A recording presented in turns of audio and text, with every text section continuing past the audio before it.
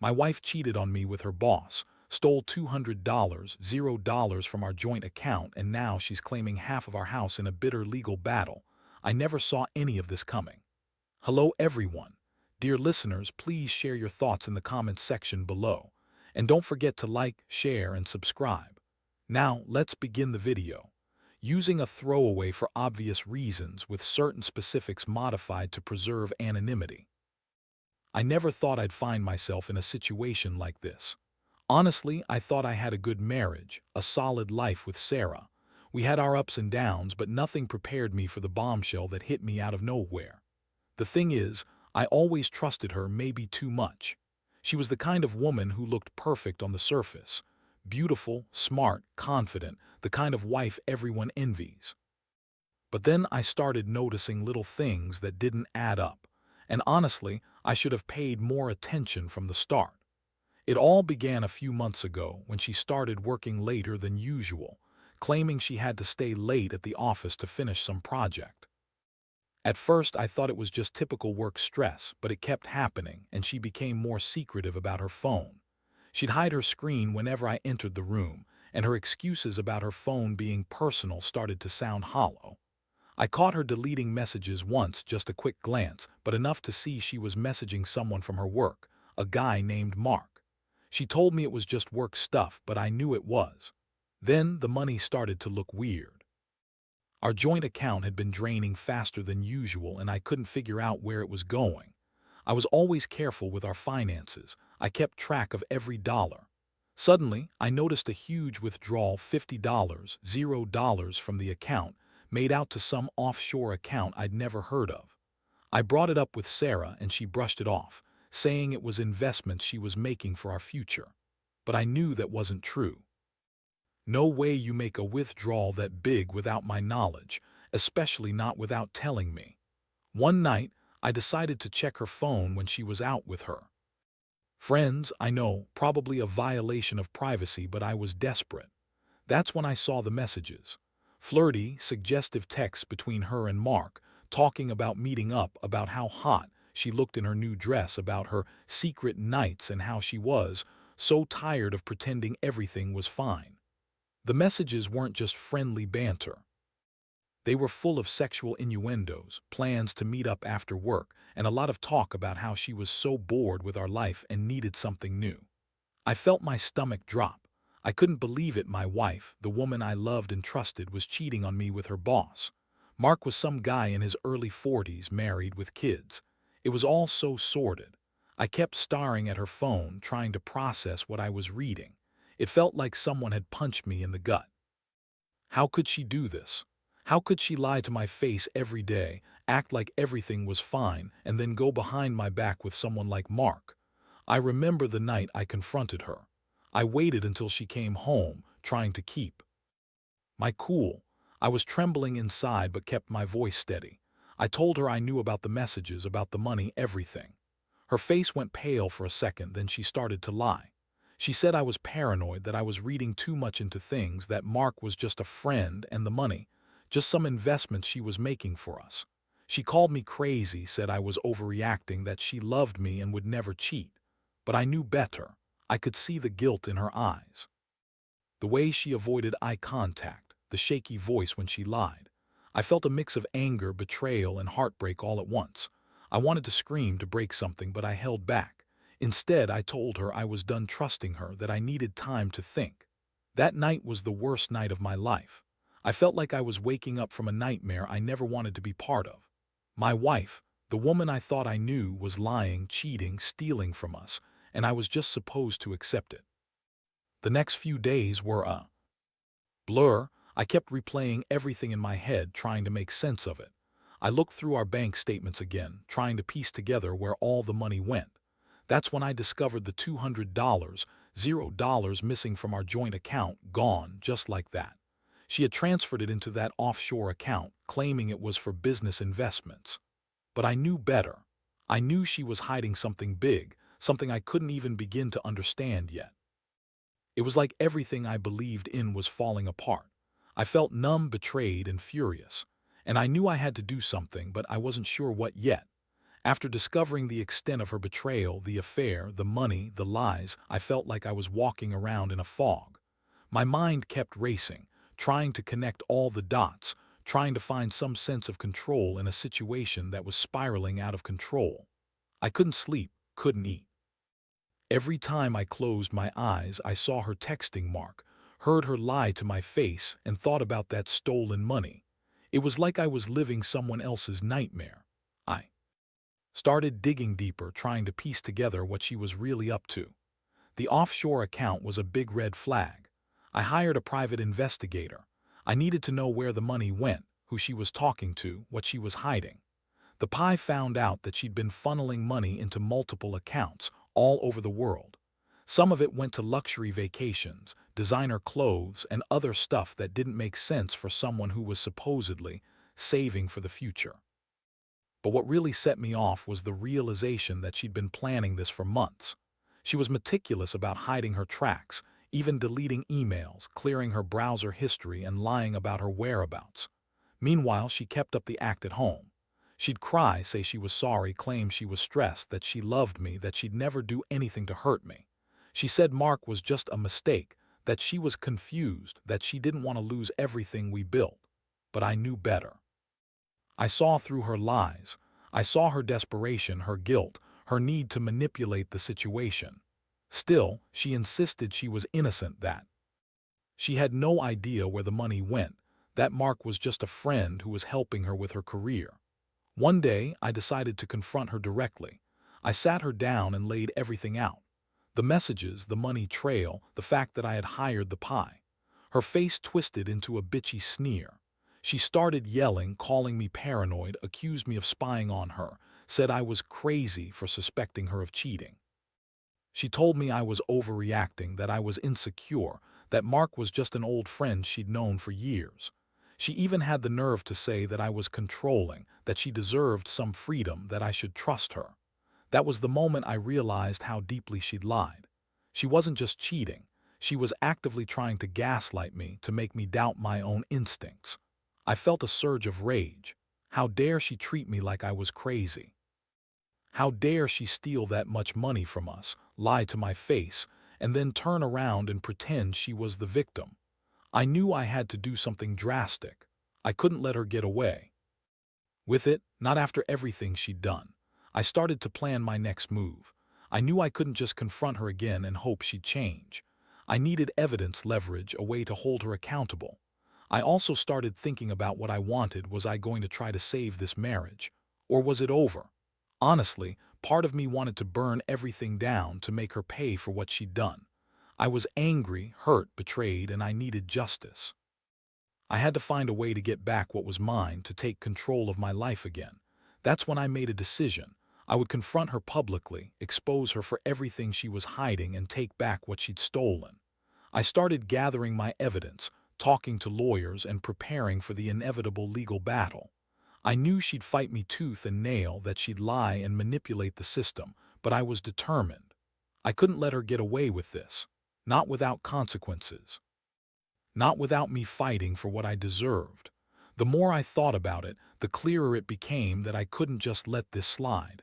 She had played me for a fool, stolen a fortune, and lied her way through every step. I wasn't about to go down quietly. I started documenting everything, screenshots of her messages, bank statements, the transfer receipts, everything I could get my hands on. I even started recording some of her phone calls, just in case I needed them as evidence. I knew she was a manipulative woman, good at twisting words and making herself look innocent, but I had to be prepared for her next move.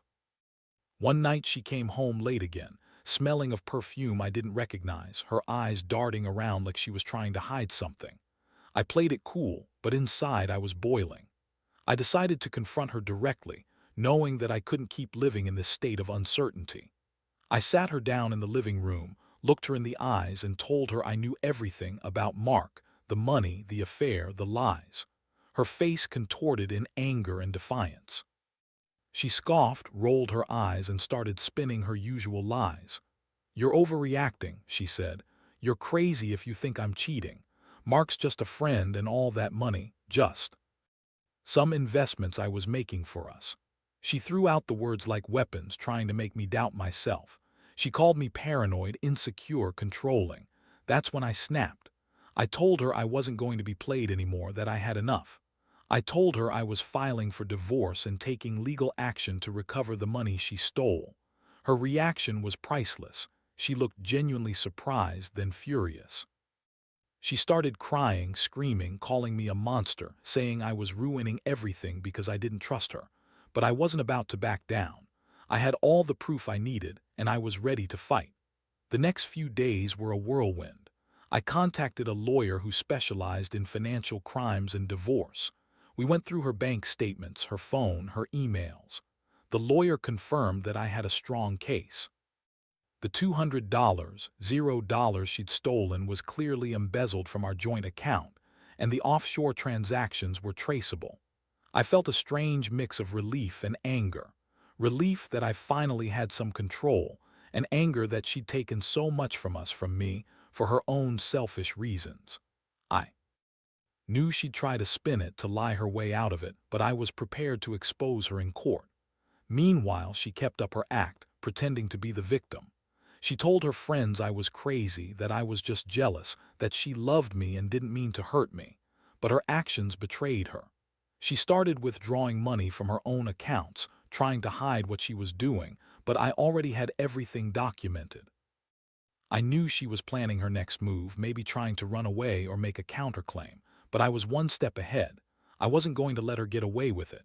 I was going to fight for what was ours and make her pay for her betrayal. The legal process moved quickly once I filed. The court ordered her to produce all financial records, and the truth started to come out. The amount she'd stolen was staggering. She claimed she needed the money for business opportunities, but I knew better. She'd been planning this for months, maybe longer.